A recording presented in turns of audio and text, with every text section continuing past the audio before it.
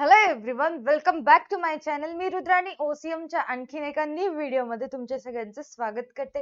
याच्या अगोदरच्या व्हिडिओमध्ये आपण व्यावसायिक बँकेची कार्य आपलं कंप्लीट झालेलं आहे. सो आजच्या व्हिडिओमध्ये आपण ई बँकिंग पाहणार आहोत.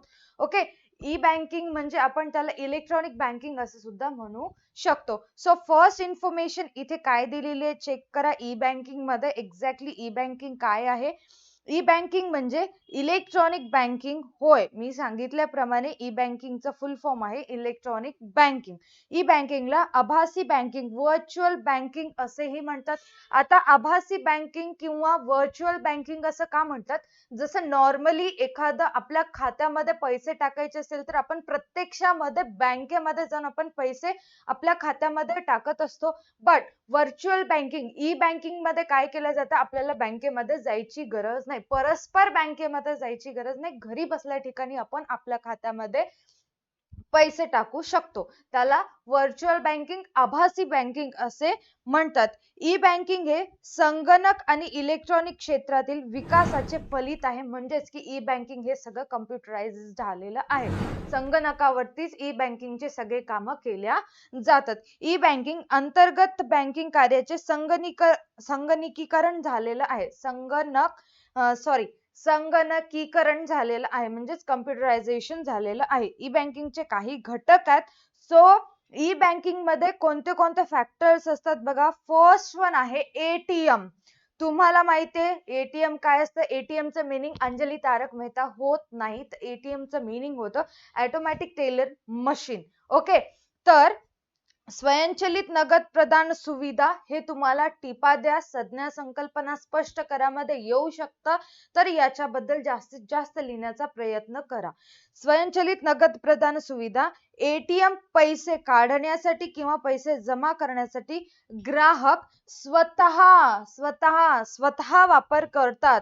एटीएम बद्दल जास्त काही सांगायची गरज नाही. बँकेच्या थ्रू किंवा बँकेच्या आउटसाइडला असतं एटीएम मशीन असतं, त्याद्वारे आपण आपलं डेबिट कार्ड वापरून आपण तिथून पैसे काढू शकतो. एटीएम कार्डला डेबिट कार्ड असं सुद्धा म्हणतात. दोन्ही सेम असतं. ओके, स्वतः वापर करू शकतो, तिथे कोणी व्यक्ती वगैरे लागत नाही. तसेच विविध सुविधांसाठी जसे की शिल्लक नगद चौकशी, राहिलेलं किती बॅलन्स आहे ते पाहण्यासाठी, पैसे ट्रान्सफर करण्यासाठी, धनादेश पुस्तक मागणी, चेकबुक मागण्यासाठी, खाते विवरणासाठी, बँक स्टेटमेंट किंवा अकाउंट स्टेटमेंट पाहण्यासाठी देखील याचा उपयोग होतो. आज रोख स्वीकृती यंत्राद्वारे कॅश डिपॉझिट मशीनद्वारे रोख रक्कम खात्यामध्ये जमा करण्याची सुविधा देखील उपलब्ध आहे.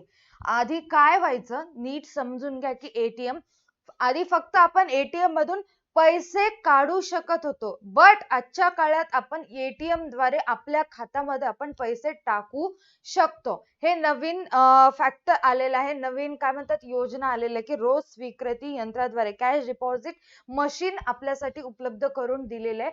साधी सोपी, बँकेमध्ये लाईन मध्ये थांबायची गरज नाही.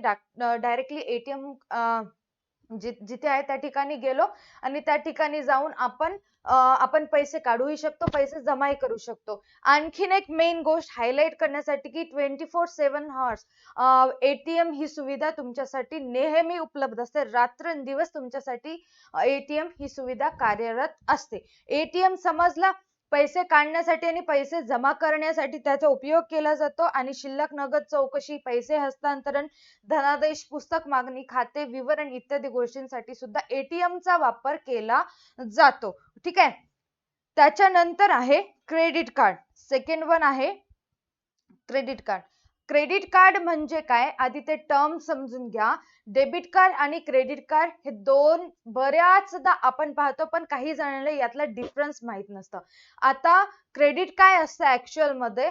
फॉर एक्झाम्पल एक प्रकारचं लोन घेतल्यासारखं क्रेडिट कार्ड मध्ये असतं. तर फॉर एक्झाम्पल तुमचं अकाउंट असेल एसबीआय मध्ये, एसबीआय मध्ये तुमचं खातं असेल, अशा वेळेस तुम्हाला बँकेकडून क्रेडिट कार्ड मिळत असते. तर ते क्रेडिट कार्ड वर काय असतं तर काय म्हणतात त्याला धनको असतं. ठीक आहे, म्हणजेच काय कार्ड देतात, ते कार्डची प्राइस असते. फॉर एक्झाम्पल तुम्हाला त्या कार्डची प्राइस 50,000 रुपये असेल.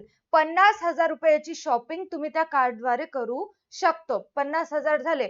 बट क्रेडिट कार्डमध्ये काय असतं तर ते जे 50,000 बँक आपल्याला ॲज अ लोन देते, कर्ज.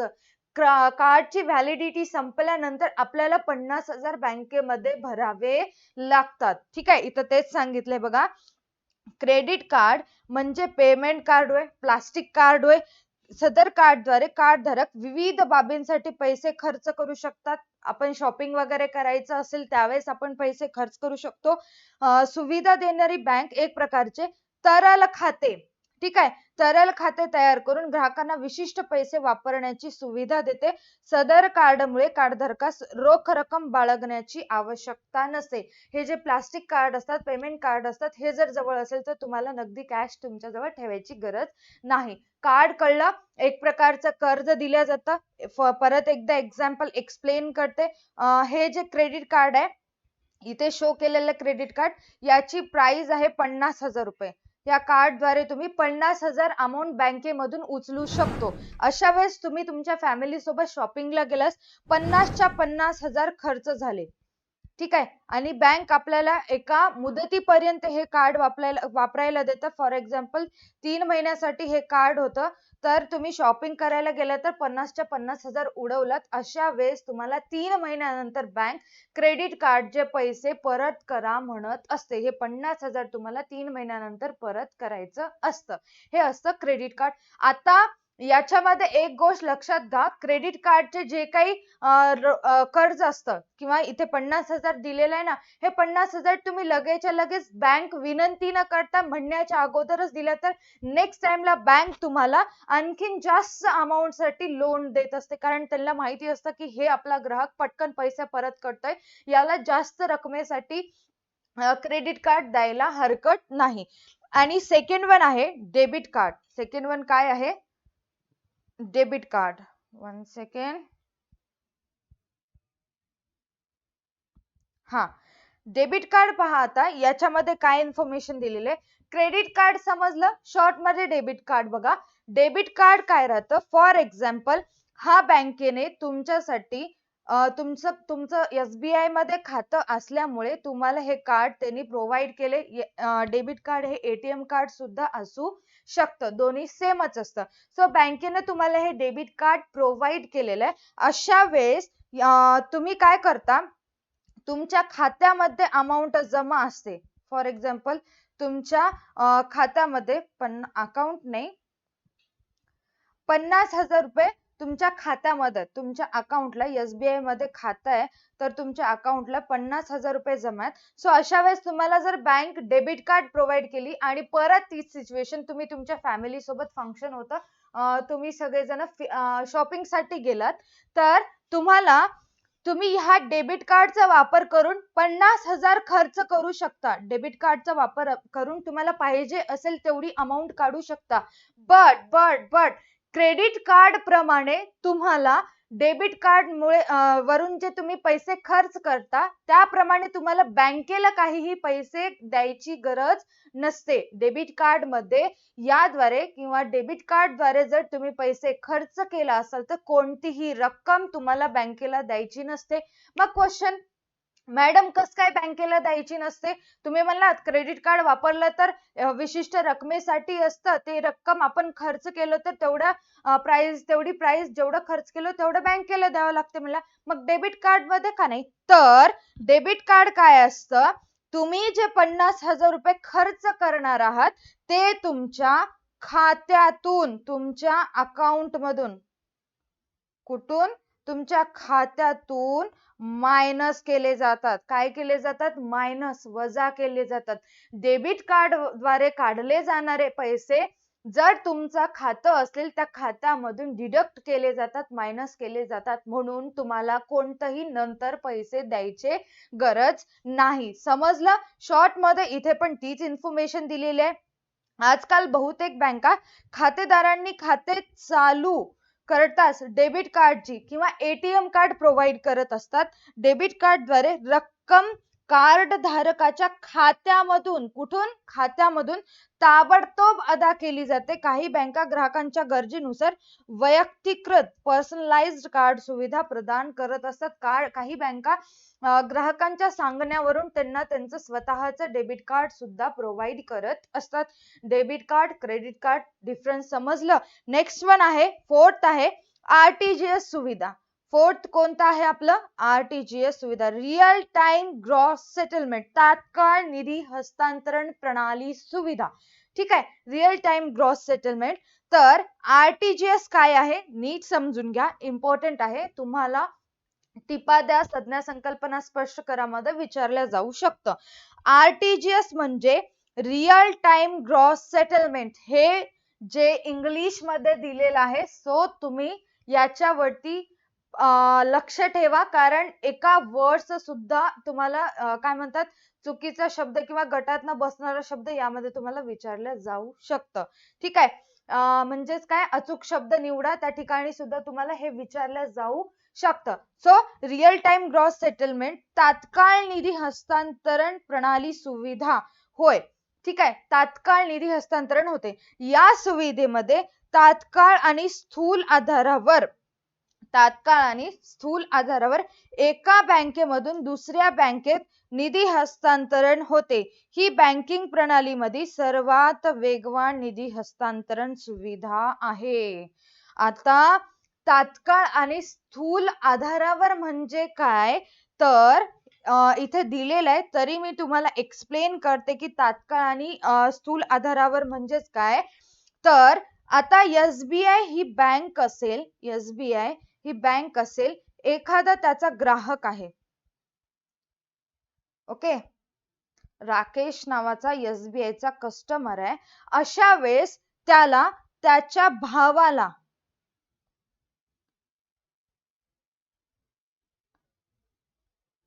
त्याचं नाव आहे सोमेश.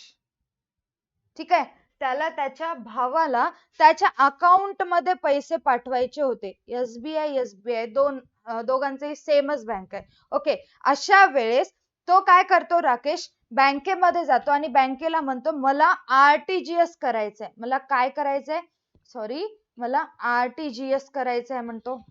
मग आरटीजीएस करायचंय म्हटल्यानंतर राकेशला किती लाख पाठवायचे होते? 2 लाख रुपये पाठवायचे होते. हा ठीक आहे, एसबीआय वाले म्हणतात की हा आम्ही पाठवतो, आरटीजीएस करतो.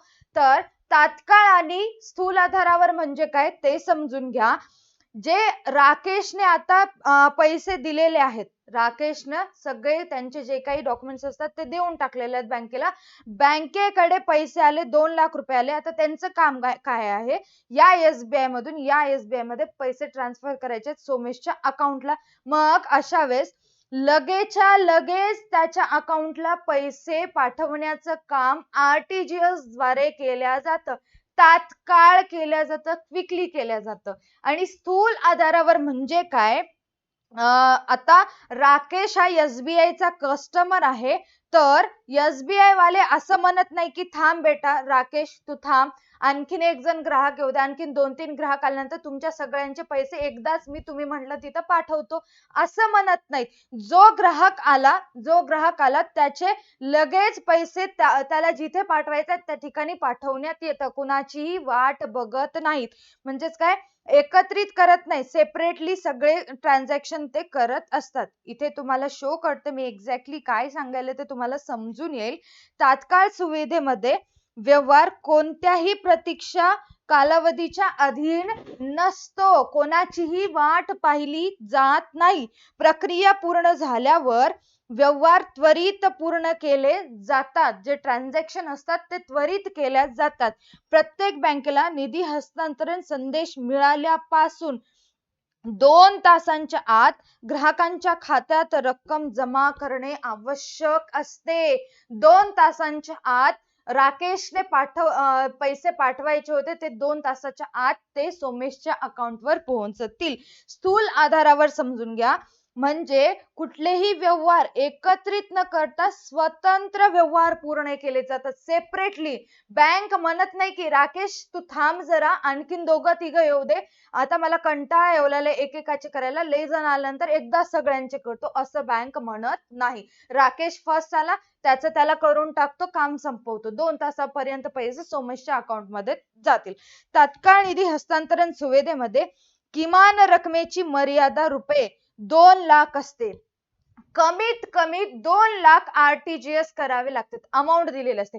तुम्हाला 50,000 पाठवायचे असतील तर अशा वेळेस तुम्हाला RTGS ची सुविधा घेता येणार नाही. कारण अमाऊंट कमीत कमी 2 लाख पाठवावे लागतात आणि जास्तीत जास्त किमान रक्कम वेगवेगळ्या बँकांसाठी वेगवेगळी असू शकते. ते आता बँकेनुसार असू शकते. कोणती बँक किती लिमिट असतं ते त्यांच्या टर्म्स. 5th पॉइंट आहे राष्ट्रीय निधी हस्तांतरण सुविधा, नॅशनल इलेक्ट्रॉनिक फंड ट्रान्सफर. याच्यामध्ये काय सांगितलंय बघा, या प्रणाली अंतर्गत निधी एका शाखेतून दुसऱ्या शाखेत, एका बँकेमधून देशातील दुसऱ्या बँकेत हस्तांतरित करता येतं. जसं आपण RTGS मध्ये पाहिलो की बँकेची शाखा सेम असले पाहिजे, बँक सुद्धा सेम असली पाहिजे, बट नेफ्ट करते वेळी बँक डिफरंट असली तरी चालते. पाठवणाऱ्याची बँक SBI आणि पैसे ज्याच्या अकाउंट मध्ये जात आहेत त्याची एक्सिस असली तर काही फरक पडत नाही. सदर सुविधेमध्ये ग्राहकाला शाखेचा हस्तांतर सांकेतिक क्रमांक नेफ्ट कोड नक्की त्यांना आधी बँकेला द्यावा लागतो. त्याचबरोबर लाभार्थ्यांचे तपशील म्हणजे ज्यांना पैसे पाठवायचे त्यांचा अकाउंट नंबर, कोणती बँक आहे, त्या सर्व डिटेल्स आधी पाठवणाऱ्याच्या डिटेल्स सगळे बँकेला सांगावे लागतात. त्यावेळेस त्याच्याच अकाउंट मध्ये पैसे जातील.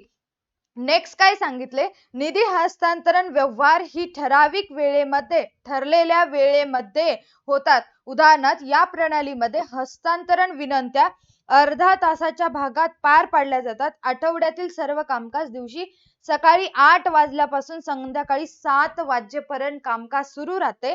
अर्ध्या तासाच्या 24 भागांमध्ये म्हणजेच 1.25 मिनिटामध्ये नेफ्टचे ट्रान्झॅक्शन होत असतात. किती? 1.25 मिनिटामध्ये नेफ्टचे ट्रान्झॅक्शन होत असतात. राष्ट्रीय निधी हस्तांतरण आणि तात्काळ निधी हस्तांतरण यामधील मुख्य फरक काय आहे तर मुख्य फरक काय आहे, तात्काळ निधी हस्तांतरण प्रणालीत तात्काळ रिअल टाइम, ठीक आहे, तात्काळ रिअल टाइम होते, तर राष्ट्रीय हस्तांतरणामध्ये सर्व विनंत्या एकत्रित करून व्यवहार पार पाडले जातात. याचं मीनिंग काय आहे, RTGS मध्ये स्थूल आधारावर म्हणजेच काय, जो कोणी ग्राहक येईल तो आल्यानंतर लगेच त्याचं ट्रान्झॅक्शन कंप्लीट केलं जातं. दुसरा ग्राहक येईल, तिसरा ग्राहक येईल, त्यांच्या सगळ्यांचे एकदाच केलं असं पाहत नाहीत. पण नेफ्ट मध्ये काय केलं जातं तर फॉर एक्झाम्पल आधी एक ग्राहक गेला, त्याला नेफ्ट करायचं होतं, बँकेला सगळे डिटेल्स दिला, बँक काय करते, मी तुम्ही पैसे पाठवतो तुम्ही जा म्हणते, मग आणखीन 2-3 ग्राहकांचे सगळे डिटेल्स जमा करते, एक साथ त्यांच्या अकाउंटवर पैसे पाठवत असतं. इथे सेपरेटली काम करत नाही, ठीक आहे, सेपरेटली काम करत नाही, सगळे जेवढे व्यवहार आहेत ते एकत्र करतात, नंतर एक ते ट्रान्सफर करत असतात. बट RTGS मध्ये जो कोणी ग्राहक आधी येईल त्याचं लगेचच्या लगेच त्याच्या समोरच सगळे डिटेल्स घेऊन पैसे ट्रान्सफर करण्यात येतात. समजलं RTGS आणि नेफ्ट मधला डिफरन्स.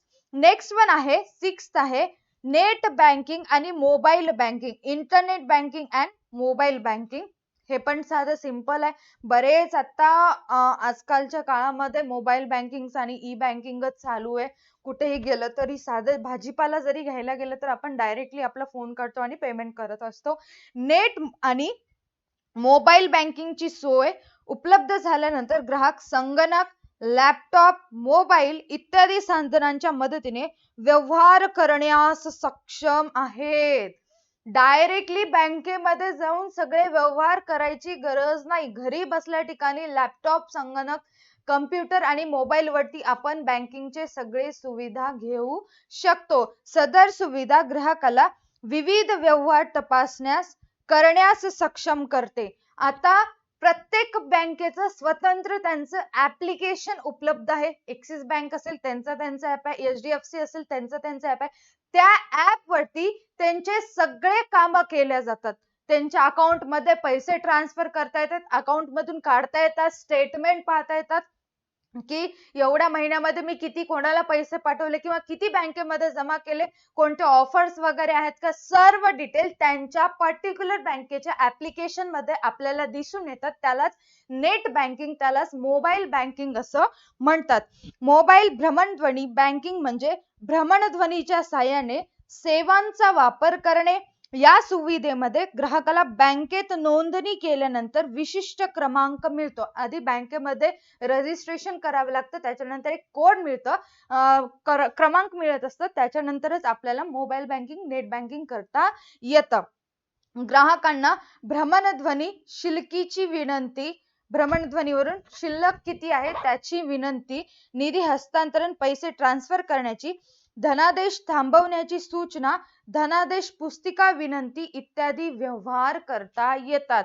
नेट बँकिंगचे आता बऱ्याच ठिकाणी आपण सेतू पाहतो, ते नेट बँकिंग करत असतात. आपल्याला बँकेमध्ये जायची गरज नाही. आपण ज्यावेळेस सेतूमध्ये जातो त्या ठिकाणी आपल्याला ते सगळे सुविधा देत असतात. त्या ठिकाणी आपल्याला आधार कार्ड काढून देतात, सातबारे काढून देतात. बऱ्याच गोष्टी आपल्याला सेतूमध्ये गेल्यानंतर तिथल्या तिथेच कामे केली जातात. बट जे सेतूमध्ये काम करणारे असतात त्यांना आधी बँकेचं एक विशिष्ट क्रमांक असतं, ते घ्यावं लागतं, नंतरच ते करू शकतात. ऐरी गैरी कोणी पण घरी बसल्या ठिकाणी मी आधार कार्ड काढून देतो म्हणलं तर त्यांच्याकडे जाऊ नका, कारण त्यांच्याकडे बँकेचं एक विशिष्ट क्रमांक नाही, त्यांना आधी रजिस्टर करावं लागतं, त्यासाठी खूप लागतात, पैसे खूप लागतात. ओके, लास्ट पॉइंट आहे तात्काळ पैसे देयके. तात्काळ पैसे देयक सुविधा, इन्स्टंट मनी पेमेंट सिस्टम. म्हणजेच काय, आता एक्झाम्पल सांगते म्हणजे तुम्हाला समजेल. फोन पे, गुगल पे, रुपे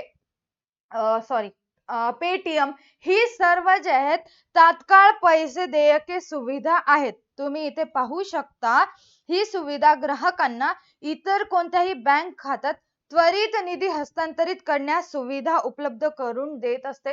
फोन पे द्वारे एका बँक खात्यातून दुसऱ्या बँक खात्यामध्ये आपण आपले पैसे ट्रान्सफर करू शकतो. फॉर एक्झाम्पल असंही होऊ शकतं, तुमचं फोन पेला बॅलन्स संपले बट तुमच्या गुगल पेच्या अकाउंट मध्ये पैसे आहेत.